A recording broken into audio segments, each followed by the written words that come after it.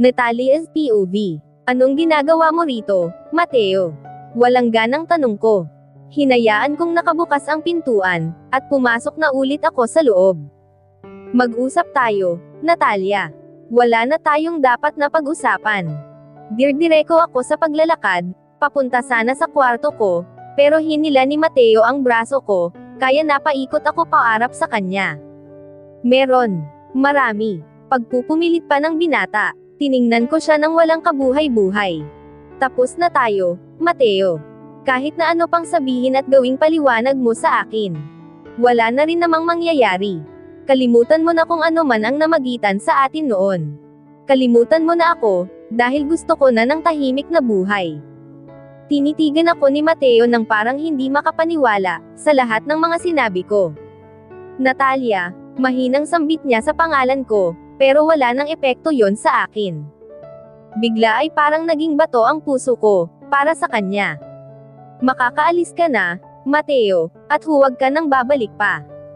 Ayoko nang makita ka, inagaw ko ang braso ko sa kanya, kasabay ng pagpiyok ng boses ko. Tuluyan ko siyang tinalikuran, pero hinabol niya ako, at niyakap ako mula sa aking likuran. Napapikit ako, at hinayaan ko siyang gawin ang gusto niya. Please, Natalia, hear me out. Kahit ngayon lang, pahigpit ng pahigpit ang yakap ni Mateo sa akin, na para bang ayaw niya akong pakawalan. Mateo, please, pinipilit kong pigilin ang luha ko. Hindi ako pwedeng maging malambot sa harapan niya. Natalia, mahal na mahal kita. Mahal na mahal. Please, patawarin mo ako. Hindi ko sinasadyang iwan ka. Huli na ang lahat para sa atin, Mateo. Mag-focus ka na lang sa pamilya mo. Lalong-lalo na kay Rafael. Kalimutan mo na sana ako, at tuluyan mo na akong alisin sa buhay mo. Malumanay na sambit ko, bago ko tanggalin ang pagkakayakap ni Mateo sa akin. Nagulat ako, nang bigla siyang lumuhad sa harapan ko. At doon na ako tuluyang napaiyak, nang makita ko siyang umiiyak sa harapan ko, habang nakaluhod. Nagmamakaawa, nagsusumamo. Naalala ko noong tinanggihan ko ang kasal na inaalok niya. Ganitong-ganito rin ang senaryong yon. Napatingala ako, upang pigilin pa ang mas maraming luha. Hindi pa ako ready. Hindi pa ako magaling. Hindi pa naghihilom ang matinding sugat sa puso ko. Patawarin mo ako, Mateo. Pero ayoko nang maulit ang dati. Gusto ko munang buuan ang sarili ko, bago ako makipagsapalaran ulit sa isang relasyon. Magmula ngayon, ay pinuputol ko na ang lahat ng meron tayo. Palam, Mateo. Ang hawak-hawak niyang kamay ko, ay pilit kong kinuha. Kahit na naririnig ko ang naghihinagpis niyang iyak, ay nagawa ko pa rin siyang talikuran. Nagmamadaling pumasok ako sa aking silid, at agad kong isinarado ang aking pintuan. Natalia, please, kinakatok ni Mateo pa talaga ang aking pintuan. Ayaw niya talagang sumuko, hinayaan ko lang siya sa labas ng kwarto ko. Sigurado naman, na kapag napagod at nagsawa siya, ay aalis din naman siya rito. Maya-maya pa, ay tumahimik na si Mateo. Wala na akong naririnig na boses. Pero ang pumalit naman, ay malakas na bagzo ng ulan. Waring dinadamayan ako sa aking pagluha. Hindi ito ang pinangarap ko para sa amin ni Mateo noon. Dahil noon, ay sobrang saya namin. Yung tipong walang paglagyan ang saya. Samantalang ngayon, ay wala nang paglagyan ang lungkot naming dalawa. Palakas na ng palakas ang ulan. May kasama na itong kulog at kidlat. Kaya naman nagsuot na ako ng jacket. Lumabas ako sa aking kwarto, para isarado ang mga bintana. Lalo na ang pintuan. Pabalik na sana ako sa aking kwarto, nang makita kong nakahiga sa sofa si Mateo, at natutulog. Nai-stress akong napahaplos sa aking sentido.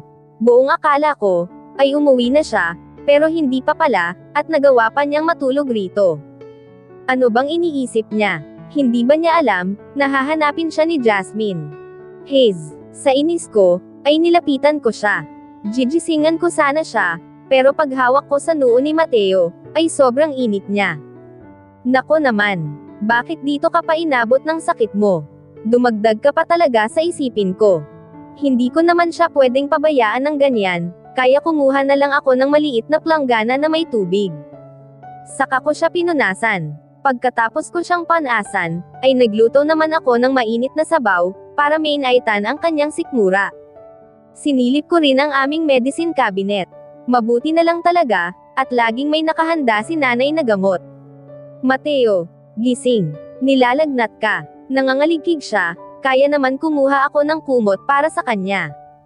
Panay-ungol lang ang isinasagot ni Mateo sa akin, sa tuwing ginigising ko siya. Mateo, uminom ka ng gamot, para mawala ang lagnat mo. Napilitan akong paupuin siya. Kahit na medyo mabigat, ay kinaya ko naman. Inalalayan ko siya, para makaupo ng maayos.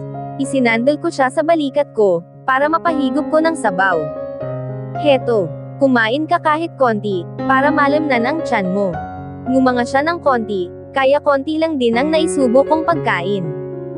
Nakakatatlong subo pa lang yata si Mateo ng kanin, ay umiling na kaya kinuha ko na lang ang gamot, at ipinainom ko na sa kanya. Hinayaan ko siya ng nakaupo, ikinuha ko siya ng makapal na sapin sa sofa. Dinobol ko rin ang kumot niya, dahil parang hindi nawawala ang panginginig niya. Inihiga ko na siya ng maayos. Tumayo na ako. Aalis na sana ako sa tabi ni Mateo, pero bigla niyang hinawakan ang kamay ko, kaya natigilan ako. Dito ka lang, huwag mo akong iiwan, Natalia, nahihirapang sambit ni Mateo. Napapikit ako. Hindi ko alam kung anong sunod kong gagawin. Hindi dapat ako naaawa sa kanya, pero heto ako ngayon, nag-aalaga at todo alaga sa kanya. Ayaw niyang bitawan ang kamay ko, kaya napilitan akong umupo ulit. Niyakap pa ni Mateo ang kamay ko. Ramdam ko ang pagkalma ng katawan niya, kaya hinayaan ko na lang. Hanggang sa nakatulog na pala ako, na nakaunan sa sarili kong braso. Kinaumagahan, ay nagising ako na nasa sarili ko na akong silid. Maayos ang aking kumot at pagkakahiga. Nagmamadali akong bumangon, para silipin, at tingnan si Mateo, pero tila ba nadismaya ako, nang makita kong wala na siya sa kanyang hinigan. Maayos na nakatiklop ang kumot, at meron na ding naka-ready na pagkain sa mesa. Lumapit ako sa table, at may napansin pa akong sulat. Thank you for taking care of me, last night. I still love you, Natalia Bartolome. Ipinagluto na kita ng pagkain. Don't skip, and enjoy your food. From, Mateo, na isatinig ko. Tinupi ko ang sulat niya, at binuksan ang mga pagkaing may takip. Sinigang na baboy, at pritong isda ang niluto ni Mateo. Sa sobrang pagod ko kagabi, ay anong oras na pala akong nagising. Sa kabilang banda, ay nakaramdam na naman ako ng saya. Saya na hindi ko maintindihan. Talaga bang habang buhay na lang akong matre-trap sa kanya? Nagpatayo nga ako, ng isang maliit na bake shop sa may bayan namin. Ginamit ko ang natitira kong pera, para naman lumago, at magkanegosyo ako kahit papaano. Ito talaga ang balak ko noon, bago ako puntahan dito ni Lola Soledad, at pag-alagay ng anak ni Mateo. Sayang nga, at wala si nanay, na hanggang ngayon, ay hindi ko pa rin alam kung nasaan siya. Baby Mon's Bake Shop, ang ipinangalan ko rito. Para naman kahit papaano, ay palagi ko pa rin kasama ang anak ko. Miss, yung cake nga na chocolate flavor. Opo. Sandali lang po, at kukunin ko. Kumuha ako ng new stock sa ref. Lalagyan ko po ba ito ng dedication? Tanong ko pa sa Ale. Oo, Miss.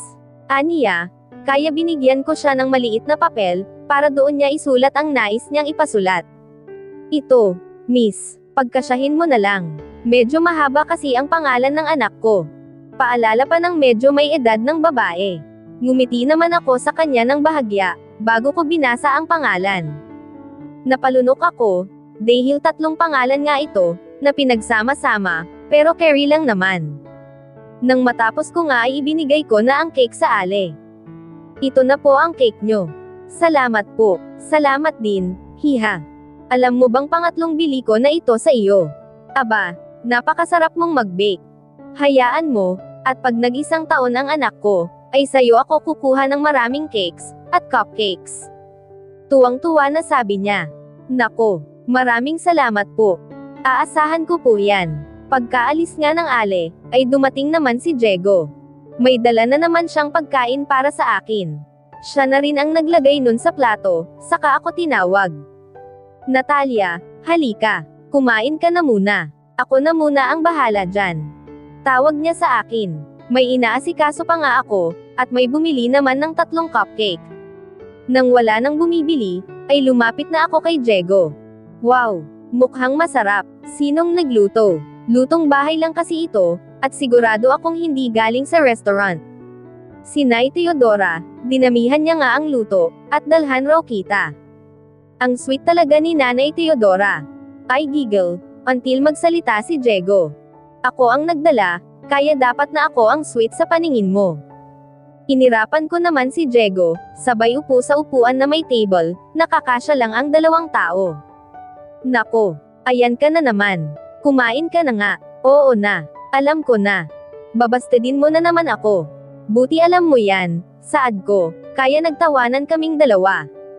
It's been a year. Simula nga nung huli naming pagkikita ni Mateo, ay hindi na siya nagpakita pang muli. Sumuko na siguro, at nagseryoso na sa anak, at asawa niya. Wala na rin naman akong naging balita sa kanya. Mas mabuti naman yon, para maging matahimik na ang aming buhay. Sinabayan ako sa pagkain ni Diego. Maya't maya, ay tumititig siya sa akin, at kapag nahuhuli ko siya, ay agad siyang nag-iiwas ng tingin. Natalia, paano kung may nagawa akong kasalanan sa'yo? Mapapatawad mo ba ako? Napakunot ang noo ko sa tanong ni Mateo. Ha? Anong ibig mong sabihin? At anong kasalanan naman yon? Wala, banibiro lang kita. Kalimutan mo na ang sinabi ko. Ngumiti si Mateo ng bahagya, pero hindi na nawala sa isip ko ang sinabi niya. Hindi na ako iniwan ni Diego, sa bake shop. Mas dumarami kasi ang bumibili, kapag pa-open na. Ginagawa siguro nilang merienda. Diego, pakikuha mo nga yung natitirang blueberry coca sa ref. Hapon na, at mukhang sold out na naman itong paninda ko. Limited lang kasi araw-araw itong mga nagagawa ko, kaya mamaya, ay gagawa ulit ako sa bahay. Tinatansya ko lang din kasi ang benta ko sa araw-araw, base sa benta ko sa maghapon. At nang maubos na nga, ay nagpahinga lang ako saglit. Nilinisan ko na ang mga pinaglagyan ko ng cake, at ang stand, na pinaglalagyan ko ng iba pang cakes at cupcakes. Nakakapagod, pero nag-enjoy ako. Isa pa, hindi ko na namamalayan ang oras kapag busy ako. At heto nga, lumipas na naman ang isang araw ko. Nakauwi na nga ako sa bahay. Nagbabake naman ako ngayon, pero okupado ni Diego ang isip ko. Ano kayang ibig sabihin niya, sa sinabi niya kanina? Madaling araw na ulit ako nakatulog. 8:00 ay nagbubukas na ako ng bake shop ko. May katulong naman ako sa pagbabake. Si Cornelia. Kapitbahay rin namin, pero hindi ko na siya pinapatulong sa bake shop, dahil pinapatulog ko na siya. Tinutulungan naman ako ni Diego sa umaga, kaya hindi ako gaanong nahihirapan. Ang ipinagtataka ko lang naman kay Diego, ay palaging umaalis sa gabi. Ayaw naman sabihin sa akin kung saan siya pumupunta, at isa pa, ayaw niya rin ako isama. 10:00 na nga ay wala pa si Diego. Nagtataka nga ako, dahil maaga naman siyang pumupunta sa shop ko. Uuwi lang yan minsan, o aalis kapag may bibilhin, o kukuha ng pagkain. Nag-aayos ako ng patas ng cupcake sa stand, nang may marinig akong tumawag sa pangalan ko. Natalia. Nontog pa ako dahil sa gulat. Pag-angat ng ulo ko, ay nasurpresa ako nang makita ko si Manang Crisanta. Manang Crisanta. Natalia. Aba, ikaw nga. Nako, alam mo bang matagal kitang hinanap? Aba, hindi ka na nagpakita simula nung na-hospital ka. Mahabang kwento po. Halina muna po kayo. Pasok po muna kayo, at makapagmeryenda. Aba ay mabuti pa nga, at marami akong gustong sabihin sa'yo. Niluwagan ko ang bukas ng pinto, at pinapasok ko si Manang Crisanta. Pinaupo ko muna si Manang Crisanta. Gumawa ako ng juice, at ikinuha ko siya ng strawberry flavor na cupcake. Ang sabi ko ay kainin na muna niya, bago kami magkwentuhan, pero ayaw naman paawat. Kumusta ka na, hiha? Hinawakan niya pa ang kamay ko.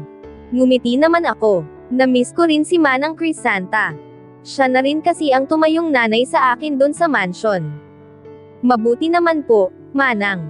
Heto, nakakaraos na po sa buhay. Napansin ko pa na nagpapalingga-lingga siya, at parang may hinahanap. Teka, sinong nag-aalaga sa baby mo? Moon ba ang pangalan ng baby mo? Nakita ko na Moon din ang pangalan ng bake shop mo. Nawala ang ngiti ko, at napalitan ng mapait na ngiti. Wala na po ang baby ko. Nang mahulog po ako sa hagdan, ay kasabay rin na nawala ang baby ko. Wala na ang baby mo. Pero imposible. Ang alam ko ay buhay ang baby mo. Gumagalaw siya nung mailabas mo. Ang huling kita ko sa baby mo, ay naka-incubator. May nakakabit sa kanyang iba't ibang apparatus, para mabuhay. Alam ko yan dahil anak ko ang doktor na humawak sa'yo. Anak niyo ho. Hindi makapaniwalang sambit ko. Oo, hiha. Natatandaan mo ba, nung nirecommend kita kay Leon Ramirez? Leon Ramirez, nasambit ko habang nag-iisip ako. Opo, natatandaan ko na. Si Doc Ramirez po, anak niyo. Oo, Natalia. Pero sigurado po ba kayo, na buhay pa ang anak ko nung maipanganak ko? Oo, Natalia. Kung patay na nga ang baby mo, ay maaring hindi niya kinaya. Napaisip ako, bakit hindi ito naikwento sa akin ni Diego? Bakit sinabi niyang patay na ang baby ko nang mailabas ko? May itinatago kaya siya sa akin. Tanghali na nang magpaalam sa akin si Manang Crisanta. Naiwan akong tulala, at punong-puno ng agam-agam. Ano ba talagang nangyari? Ano ang totoo, Diego? Hindi ako makapag-concentrate sa pagtitinda, kaya kahit maaga pa, ay isinarado ko na muna. Pumunta ako kina Nay Teodora, pero walang tao sa bahay nila. Umuwi ako sa bahay. Pabalik-balik ako sa aking silid, at hinihintay ang pagbalik ni Diego. Kinukontak ko rin siya, pero out of coverage area. Diego, nasaan ka? Aalis ako ng bahay. Sisilip kina Nay Teodora, pero gabi na, ay wala pa rin tao sa kanila. Alam kong walang tao, dahil hanggang ngayon, ay wala pa ring ilaw sa kanina. Hindi ko alam ang gagawin ko. Sobrang naguguluhan ako. Kung totoo man ang sinasabi ni Manang, ay sana nga ay buhay pa ang anak ko. Sa isang taon na nakalipas. Diego, please, umuwi ka na. Magpakita ka na. Napakarami kong tanong sa'yo. Bakit ngayon ka pa biglang naglaho, at sabay pa talaga kayo ni Nay Teodora? Diyos ko, buhayin niyo po ang anak ko, at handa ko pong patawarin, ang sino mang gumawa nito sa akin. Nagising akong habol ang aking hininga, at pawis na pawis. Tagaktakan ang pawis ko sa aking katawan. Hindi ko napigilan ang mapahagulhol. Ilang araw ko na siyang napapanaginipan. Nakangiti siya, at nakikipaglaro pa sa akin. Buhay na buhay ang anak ko sa panaginip ko. Buhay na buhay si baby Moon ko. Tumayo ako, at kinuha ang litrato ng ultrasound niya, na ipinalagay ko sa frame. Niyakap ko ng mahigpit. Pakiramdam ko, ay mababaliw ako, sa tindi ng pangungulila ko sa kanya. Bakit nagawa akong lokohin ni Diego? Bakit hindi niya sinabi ang totoo, na buhay ko pa palang nailabas si baby Moon ko? Sa lahat ng taong lubos na pinagkakatiwalaan ko, ay bakit siya pa? Hindi na ako nakatulog hanggang mag-umaga. Kailangan kong makausap si Doc Ramirez. Naligo ako, at nagbihis ng presentable. Luluwas ako ng Maynila, upang malaman ang totoo. Paglabas ko ay sinilip ko ulit ang bahay ni Diego. Wala pa ring katao-tao sa kanila. Hindi ko alam kung pinagtataguan lang nila ako, o talagang umalis lang sila nang hindi nagpaalam sa akin. Bibat ang paniniwala ko, na baka buhay pa nga si Mon, ay bumiyahe ako papuntang Maynila. Ayoko na sanang bumalik sa lugar na yon. Tahimik na ako, pero bigla na naman akong nagkaroon ng agam-agam. Nakatulala ako, habang nakasakay ako sa bus. May aalis at sasakay na naman, pero hindi ko sila napagtutuunan ng pansin. Matapos nga ang ilang oras na biyahe, ay nakarating na ako ng Maynila. Bumaba ako sa mall, kung saan nasa loob ang klinik ni Doc Ramirez.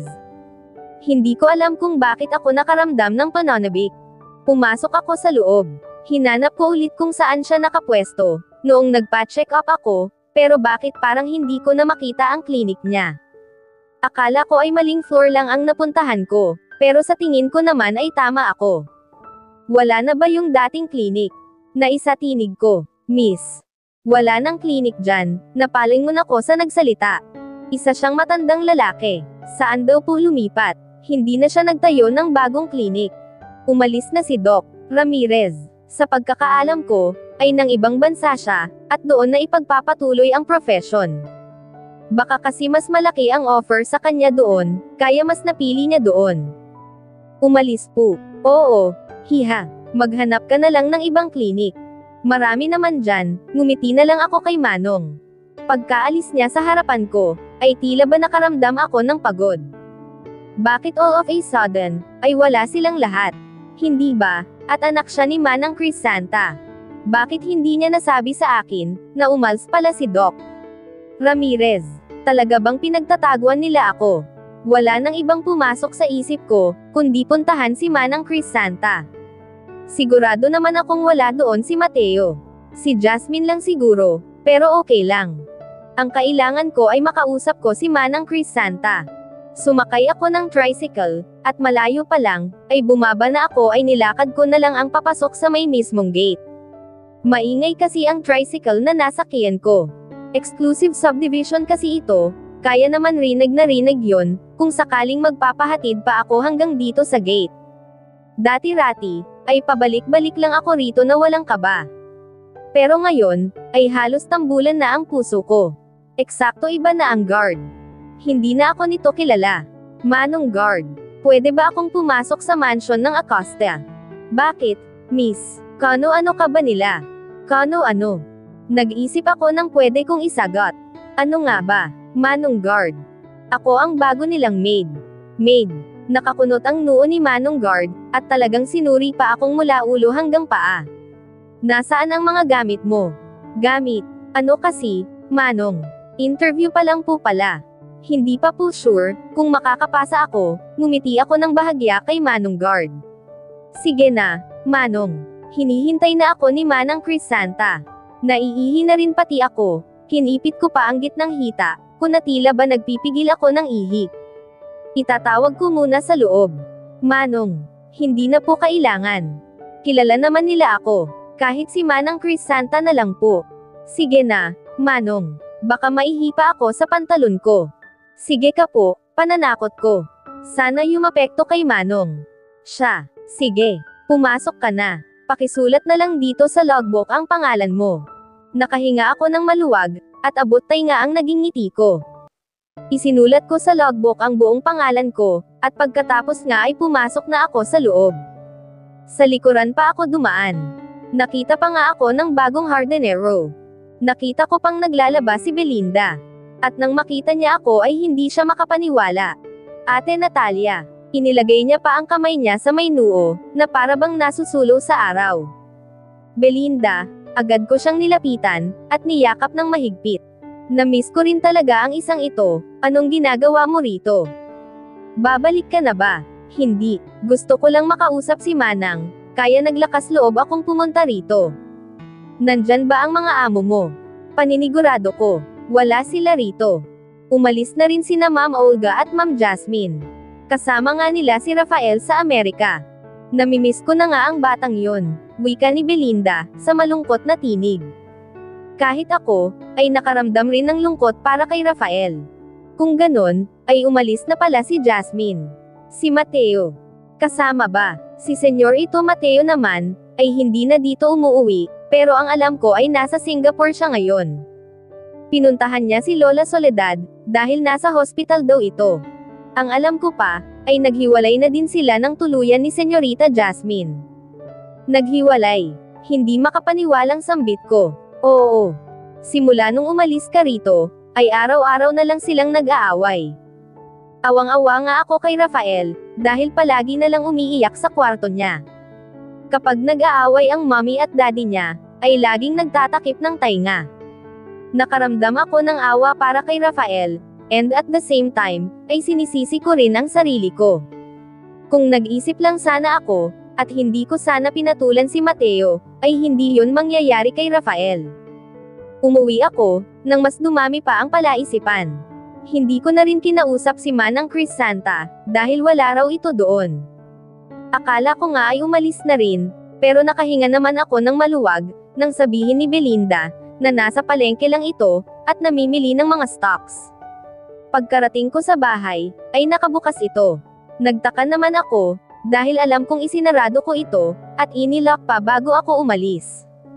Dahan-dahan akong pumasok sa loob, at nang makapasok na ako, ay hindi ko inaasahan na makikita ko si Diego. Nakaramdam ako ng tuwa. Diego, sa wakas naririto ka na. Masayang sambit ko. Nilapitan ko agad siya, ngunit para bang ibang tao ang kaharap ko ngayon. Nakatoksido siya, na para bang isang malaking tao sa industriya. Diego, totoo ba na buhay ang anak ko? Totoo ba? Nilapitan ko siya, at hinawakan sa kanyang kamay. Buhay. Hindi ba't nakalibing na ang anak mo? Nababaliw ka na ba? Oo, Diego, nababaliw na ako. Nababaliw na ako sa kakaisip, dahil ang sabi sa akin ni Manang, ay buhay daw ang anak ko ng mailuwal ko, at inilagay pa raw ito ni Doc Ramirez sa incubator. Ang matandang yon. Rinig kong mahinang sambit ni Diego. Sabihin mo ang totoo, Diego. Sigaw ko, at hindi ko na napigilan ang mapaiyak. Niyakap naman ako ng mahigpit ni Diego. Hindi ko mapigil ang pagsusuntukan siya sa kanyang likuran. Walang tigil ang pag-iyak ko. Tahimik lang si Diego, na hinahaplos ang aking likuran. Magpakasal na tayo, Natalia, he said out of the way. Hindi ko alam kung bakit yon ang nasambit ni Diego, gayong anak ko ang pinag-uusapan namin. Is he going to blackmail me first, bago niya sabihin kung nasaan ang anak ko?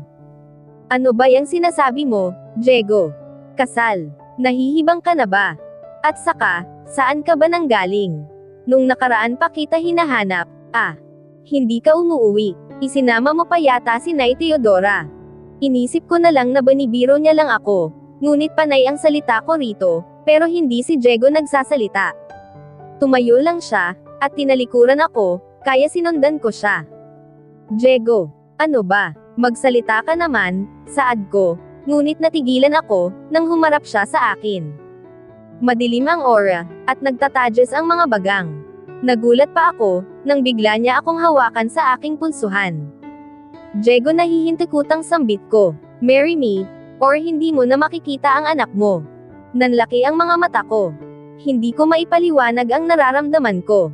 Ibig sabihin ba nito buhay talaga ang anak ko? Hindi makapaniwalang sambit ko. Nagsimula nang manginig ang labi ko, at magtubig ang mga mata ko. Malinaw ang mga narinig mo, biglang lumambot ang aura ni Diego, nang mapagmasdan niya ako. Ngunit ako naman ang nag-hysterical sa harapan niya. Hayop ka, Diego. Niloko mo ako. Itinuring pa naman kita ng higit pa sa isang kapatid. Isa ka sa pinagkakatiwalaan ko. Tapos, gagaguhin mo lang pala ako. Walang hiya ka. Panay ang sigaw ko, habang sinusuntok ko ang tapat ng dibdib niya. Tuluyan na ring pamatak ang mga luha ko, dulot ng panibugho. I'm sorry, aniya at niyakap ako, pero itinulak ko siya. Sorry, sa tingin mo mababago ang lahat ng sorry mo lang. Nasaan ang anak ko, Diego? Sumagot ka, sigaw ko. Halos mapatid na ang ugat sa leeg ko, sa tindi ng galit ko sa kanya. All of the people, bakit si Diego pa ang gumawa sa akin ito? Hindi ako makapaniwalang, kaya niya itong gawin sa akin. He's my best friend, at magkapatid na ang turingan namin, but he betrayed me. At bakit kailangan pa niyang idamay ang anak ko? He became firm again.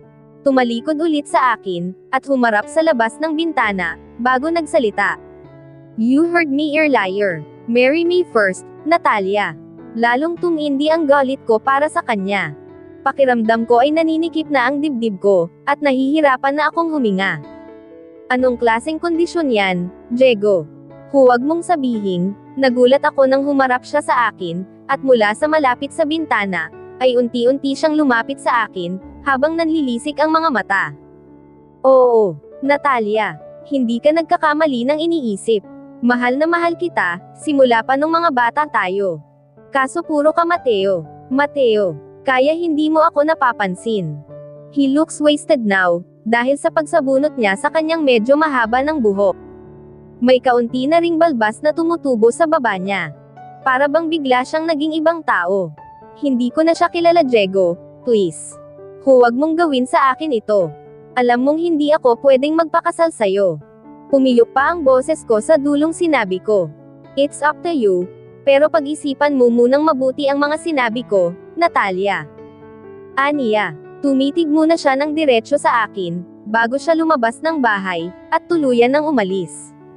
Naiwan akong nakatulala, sa nilabasan niyang pinto.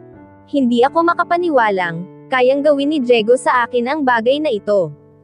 Magdamag akong nag-isip, sa mga sinabi ni Diego. Liwanag na, ngunit heto, at nakatulala pa rin ako sa kawalan. Kapag nagpakasal ako sa kanya, habang buhay kaming magsasama. Pero kapag hindi ako nagpakasal sa kanya, ay hindi ko malalaman, kung buhay nga ba talaga ang anak ko, o ginagamit niya lang ang anak ko, para pakasalan ko siya. Mahirap nang magtiwala kay Diego. Mamaya niyan, magpakasal ako, tapos hindi pala totoo ang sinabi niya. Gusto ko munang makasigurado, kung buhay ba talaga ang anak ko. Wala si Diego sa bahay nila. Nakapagdesisyon na ako, alang-alang sa anak ko, kaya tinawagan ko siya sa kanyang cellphone. Nakakailang ring pa lang, ay sinagot na ni Diego agad ang tawag ko. Magkita tayo, wala nang paligoy-ligoy na sabi ko. Okay, meet me here, at my condo unit, 6 p.m. And don't be late. Ngunit sa sinabi ni Diego, ay nawala agad ang tapang ko. Bakit dyan pa sa condo mo? Hindi ba pwedeng dito na lang sa bahay? At saka kailan pa siya nagkaroon ng kondo? May sugar mommy ba siya? Ikaw ang may kailangan, kaya ikaw ang pumunta rito. Seryosong sabi ni Diego, kaya natahimik ako. Hindi naman sa nag-aalangan ako, pero parang ganun na nga. Kung hindi nagbago ang ugali niya, ay baka naging comfortable pa ako, pero iba na ngayon. Ibang Diego na ang kausap ko ngayon. Natatakot ka ba sa akin, Natalia? Mabagal na tanong ni Diego. I know he provoked me, para mapapayag ako. Ako, matatakot sa'yo. Hindi, tapang-tapangan na sagot ko. Okay, good. Aniya. At heto na nga yung kaba ko, dahil pumayag na ako. Ako na rin ang pumutol sa usapan namin. Ngunit nakalimutan ko palang itanong, kung saan ang kondo niya. Hayes. Hindi na ako nag-abalang tawagan siya. Itinext ko naman siya, at mabilis pa sa 4:00 ini-reply niya ang address ng condo unit niya. Umidlip lang ako ng ilang oras. Pagkagising ko, ay nag-ready na ako papunta sa condo unit ni Diego. Ilang oras na naman ang babiyahihin ko, bago ako makarating sa Maynila. Nagbus ako papuntang Maynila, at nang nandun na ako, ay nagtaksi na lang ako, dahil hindi ko rin naman alam, kung paano puntahan ang address na ibinigay ni Diego. Tinanong pa nga ako ng driver, kung may kakilala ako sa lugar na pupuntahan ko. At sinabi ko nga sa driver na meron naman. Pupunta ba ako doon kung wala? Nakatulala ako sa bintana, nang sabihin ng driver ng taxi na nakarating na nga raw kami. Kumuha agad ako ng pambayad kay Manong, at bumaba na ako ng taxi. Napakalalaki ng building dito, nakakalulang tingnan. Mukhang mayayaman lang ang nakatira dito. Paano kaya na-afford ni Diego ang tumira dito? Hindi ko alam kung paano ako papasok sa loob. Nagtanong ako sa guard, ngunit hindi raw sila basta-basta nagpapapasok sa loob, kung walang susando sa amin, na nakatira sa looban kaya itinext ko na naman si Diego. I'll just send him na nandito na ako. Walang reply akong natanggap, ngunit may tumawag agad sa gwardiya. Yes, sir. Okay po, Anito. Miss, pwede ka nang pumasok. Pabatid niya, at pinabuksan pa ako ng malaking gate. Nagpasalamat naman ako sa guard, at pumasok na ako sa loob. Nakatanggap ako ng message mula kay Diego. Itinext niya lang kung paano ako makakapunta sa condo unit niya. Napahinga ako ng malalim. Bigla kong naalala nang pumunta ako sa condo ni Mateo. Pero, teka, dito rin yun, pero wala naman siya dito. Nasa Singapore pa yon. Sinumulan ko na nga ang paglalakad papunta sa unit ni Diego. Sumakay ako ng elevator. Busy ako sa cellphone ko, kaya hindi ko nakita ang sunod na sumakay sa akin. May kausap ito sa telepono, kaya naririnig ko ang boses nito, at parang pamilyar siya sa akin. Okay, I'll be there in 30 minutes. Aniya. At pagbukas nga muli ng elevator, ay lumabas na agad siya. Hindi ko na nakita ang mukha niya, dahil likuran na lang ang naabutan ko sa kanya. Nang makarating na ako sa floor, kung nasaan ang unit ni Diego, ay lumabas na rin ako sa elevator. Dumiretso ako sa mahabang hallway. Napakunot ang noo ko, dahil para akong papunta sa kondo ni Mateo. Lisa lang ba ang floor ng condo unit nila? Nakarating na ako sa tapat ng condo unit ni Diego. Pinindot ko ang doorbell. Bumukas ito, at bumungad sa akin si Diego. Pero nagulat ako, nang makita kong half-naked siya. Magbihis ka nga muna, alam mong pupunta ako, tapos nakatapis ka lang ng tuwalya. Naiinis na sambit ko, bakit? Dati naman na ako naghuhubad sa harap mo, Anong ipinagkaiba nun? Basta, magbihis ka muna. Tumalikod ako, paano kung ayaw ko? Panunubok pa ni Diego. E di aalis na lang ako. Mag-usap na lang tayo sa ibang araw. Maglalakad na sana ako, paalis nang hawakan ni Diego ako sa braso para pigilan. Okay. Aniya sabay taas ng kamay. Isinarado muna niya ang pinto, kaya naghintay ako sa labas. Nakahalukip-kap akong sumandal sa pader. Nag-iisip pa rin ako, kung tama ba itong agagawin ko. Bumukas ulit ang pintuan. Lumabas na si Diego sa pintuan niya. Sinilip ako, dahil nasa may gilid ako ng pintuan niya at nakasandal sa pader. Let's go. Aniya. Tumanggo lang ako. Mas nauna pa nga akong pumasok sa condo unit niya. Nagpalinga-linga ako sa paligid.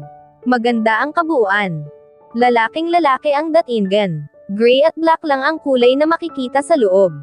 Paano ka pala nagka-condo? Yun agad ang unang tanong na pumasok sa isip ko.